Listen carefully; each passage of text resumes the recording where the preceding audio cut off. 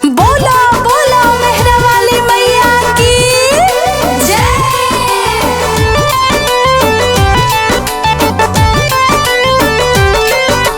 सेना वाली मैया जय होला, जोता वाली मैया जय होला, लंडा वाली मैया जय होला, मेहरा वाली मैया जय होला। आइल बनौमी सुना लागल बा मेला, हमरो घूमे के सैया मनवा करेला।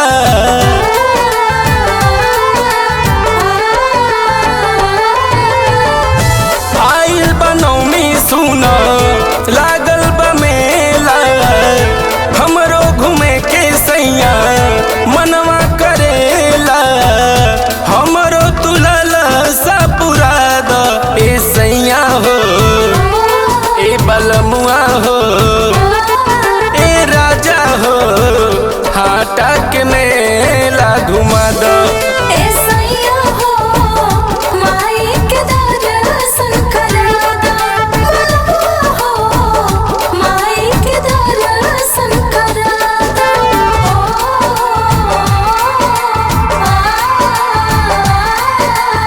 जय हो मैया शेरा वाली, जय हो मैया जोता वाली।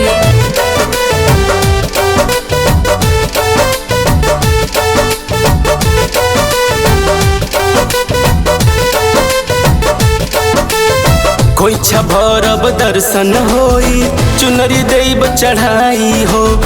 सुन गुदिया सुनी सैया, माई कृपा से भर जाई हो। जय हो मैया, जय हो मैया। खोइछा भरब दर्शन होई, चुनरी देब चढ़ाई हो। सुन गुदिया सुनी सैया, माई कृपा से भर जाई हो। 9 दिन भूखल बानी, धैले बानी कलसा, चली नाई सैया चली, मन में बललसा। हमरो तू असरा पुरा द ए सैया हो, ए बलमुआ हो, ए राजा हो, कसे आके मेलावा घुमा द। ए सैया हो, माई के दर्शन करा दा, बलवा हो, माई के दर्शन करा दा।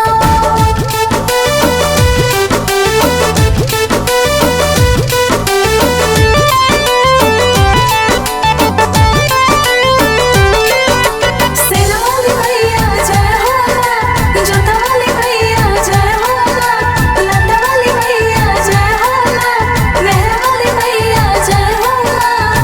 थामे मैहर लेहड़ा देवी जाए के हमरो विचार बा।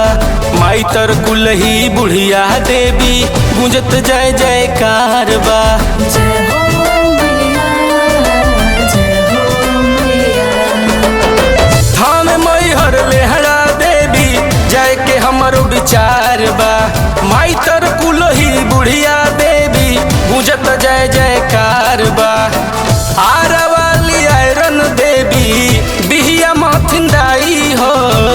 माई डूमर जनी सती जम्मू वैष्णो माई हो।